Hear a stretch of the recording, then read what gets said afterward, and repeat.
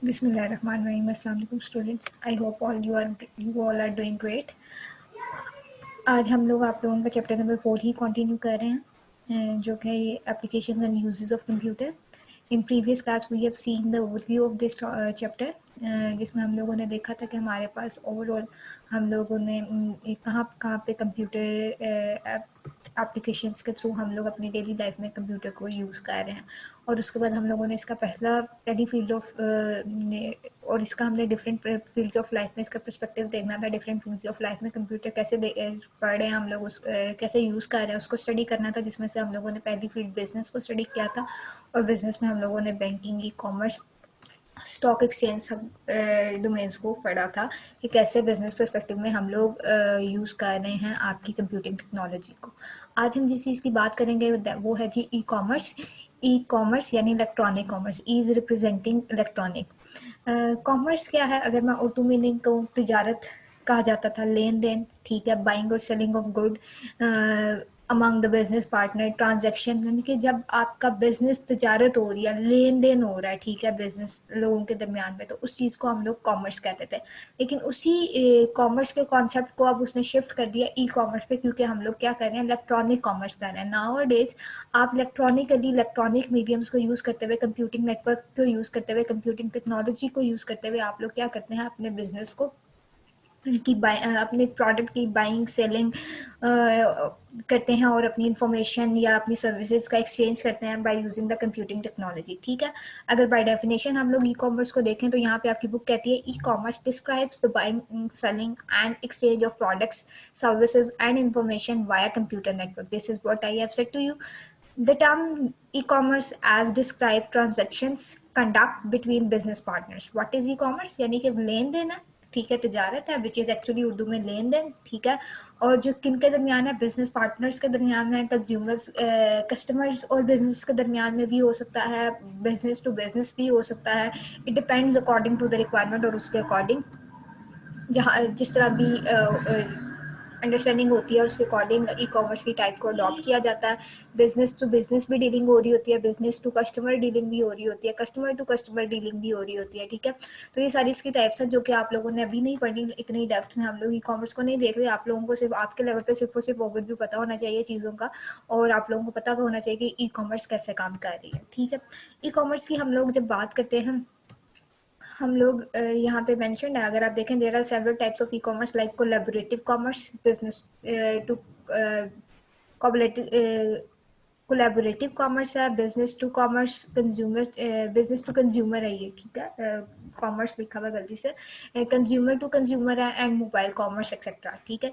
ये वो सारी चीज़ें यानी कि जो मैंने अभी आपसे डिस्कस किया, these are the types of e commerce. Business to business यानी एक बिजनेस किसी दूसरे बिजनेस के साथ कंप्यूटिंग टेक्नोलॉजी को यूज़ करते हुए कॉमर्स कर रहा है, अपनी एक्सचेंज ऑफ प्रोडक्ट्स कर रहा है या अपनी डीलिंग कर रहा है. ठीक है. उसके बाद है कंज्यूमर टू कंज्यूमर मार्केट, यानी कि आपका कोई बिजनेस नहीं है, जैसे कि I have something at my home, जैसे कि कोई सोफा है दैट इज ओल्ड, तो मैं उसे क्या करूँगी, OLX पे क्या करती हूँ, उसको लगा दूंगी. तो आई एम ऑल्सो कंज्यूमर. मेरा कोई अपना प्रोडक्ट नहीं है, लेकिन कंज्यूमर टू, और जो इसको खरीदने जा रहा है वो भी ऑल्सो इज अ कंज्यूमर. तो कस्टमर टू कस्टमर जो भी है वो भी लेन देन हो सकता है. तो इस तरह की ये सारी चीज़ें आपकी कॉमर्स के अंदर आ जाती हैं. And different kind of application are running जिससे हम लोग ई कॉमर्स कर रहे हैं. सबसे पहले वो कहते हैं कि आप लोगों की कुछ सर्विसेज हैं जो ई कॉमर्स के लिए में सबसे ज़्यादा यूज़ हो रही हैं, जिसमें सबसे पहली सर्विस आती है बेटा आप लोगों की इलेक्ट्रॉनिक मेल.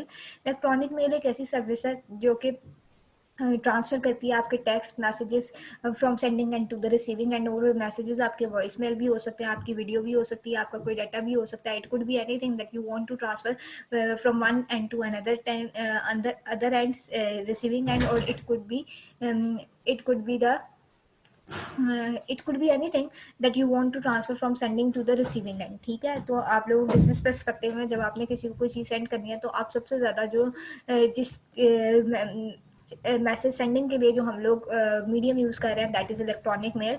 उसके बाद है जी आप लोगों का अगली सर्विस जो ई-कॉमर्स में इंक्लूड की है यहाँ पे जी वो है वीडियो कॉन्फ्रेंसिंग, जो हम लोग ऑलरेडी डिस्कस कर चुके हैं कि वीडियो कॉन्फ्रेंसिंग भी अगर आप देखें तो ये आप लोगों को एक पूरा एनवायरनमेंट प्रोवाइड करती है जिसमें आप अपने बिजनेस ओरिएंटेड सेटअप क्रिएट कर सकते हैं इजीली। आपके एडवांस टेली कॉन्फ्रेंसिंग सेटअप इतने अच्छे हैं कि आपके माइक्रोफोन स्पीकर्स वगैरह और आप लोगों की ईच एंड एवरीथिंग एडजस्ट हुई होती है और आपको प्रॉपर एक मीटिंग रूम का एनवायरनमेंट मिल रहा होता है। ऑन द अदर हैंड जो पर्सन आप लोगों की वीडियो को व्यू कर रहा होता है या आप उनको देख रहे होते हैं तो it seems very effective way कि आप अपना टाइम सेव करते हुए आपको किसी जगह पे जाना नहीं पड़ता।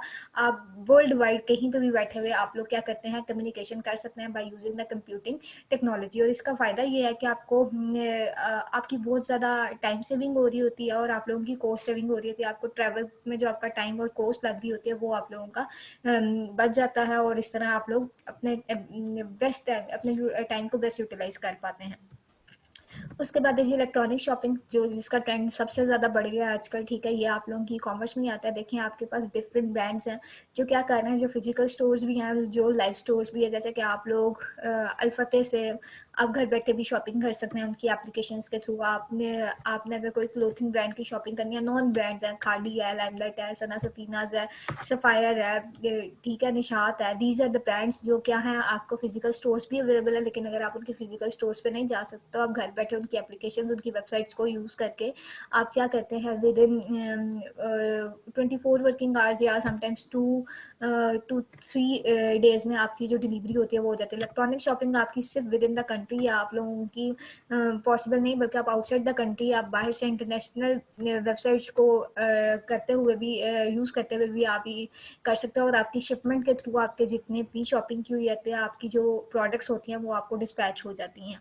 उसके बाद ही आपकी ई कॉमर्स में इलेक्ट्रॉनिक बैंकिंग का बहुत बड़ा रोल है। अगर आप देखें तो आपकी ई कॉमर्स यानी कि आपकी इलेक्ट्रॉनिक कॉमर्स पॉसिबल ही तब हुई क्योंकि ई कॉमर्स में हम क्या कर रहे हैं, हम लोग इलेक्ट्रॉनिकली कनेक्टेड है। वर्ल्ड वाइड जो है लोग अपना बिजनेस रन कर रहे हैं, अपनी प्रोडक्ट का एक्सचेंज कर रहे हैं। तो वो कैसे पॉसिबल हुआ है? बैंकिंग अवेलेबल थी, वो पैसा एक दूसरे को ट्रांसफर कर सकते थे, तभी तो ये पॉसिबल हुआ है। अगर आपके पास ये बैंकिंग फैसिलिटी अवेलेबल ना होती तो क्या ये पॉसिबल होता है? तो electronic banking is playing a vital role in this perspective, जहाँ पे आप लोग ई कॉमर्स की तरफ जा रहे हैं। वाइल सिटिंग एट होम आप आराम से क्या कर सकते हैं, अपनी बैंक ट्रांजैक्शन कर सकते हैं।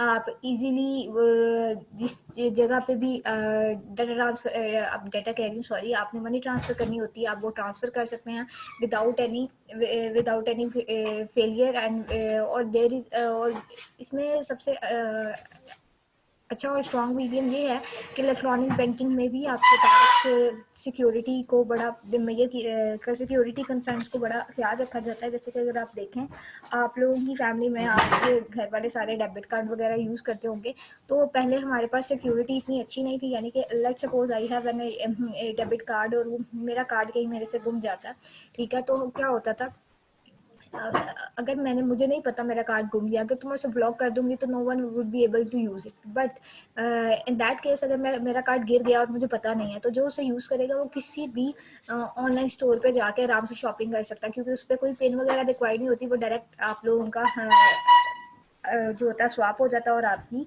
ट्रांजैक्शन हो जाती है। और मुझे तब पता लगेगा जब मुझे मैसेज आएगा कि आपके अकाउंट से इतनी ट्रांजैक्शन हो गई है, अगर मैंने मैसेज सर्विस एक्टिवेट करवाई दिया। लेकिन अब क्या होता है, अब आप जब भी कहीं जाते हैं आप अपना कार्ड, कोई भी पर्सन, लेट्स सपोज मेरा कार्ड गुम गया, किसी ने उठा लिया, अब वो जाता है इलेक्ट्रॉनिक शॉपिंग के लिए, ठीक है, तो द मोमेंट वो कहीं पे मेरा कार्ड देगा तो उससे वो पिन मांगेंगे, ठीक है, उस मशीन के थ्रू आपको कहेंगे कि आप इसमें पिन एंटर करें तो हम आपकी डिडक्शन ऑफ मनी हो जाएगी। तो क्या हुआ है, with the passage of time electronic banking जो होती है, इलेक्ट्रॉनिक बैंकिंग के सिस्टम को बहुत ही ज़्यादा सिक्योर एंड सेफ किया गया ताकि लोग एज मैक्सिमम एज इस पर ट्रस्ट करके अपनी जो है अपनी मनी को ऑनलाइन मीडियम पे ले आए। ऑनलाइन मीडियम पे जब बैंकों में पैसा पड़ा होगा तो ऑब्वियसली बात है आपकी इकोनॉमी हाई रहती है, ठीक है, आपकी मनी की वैल्यू रहती है, आपको हेल्प मिलती है कि आपके डॉलर की जो डॉलर की वैल्यू के साथ आप थोड़ी बहुत ज़्यादा नीचे ना गिर जाएं।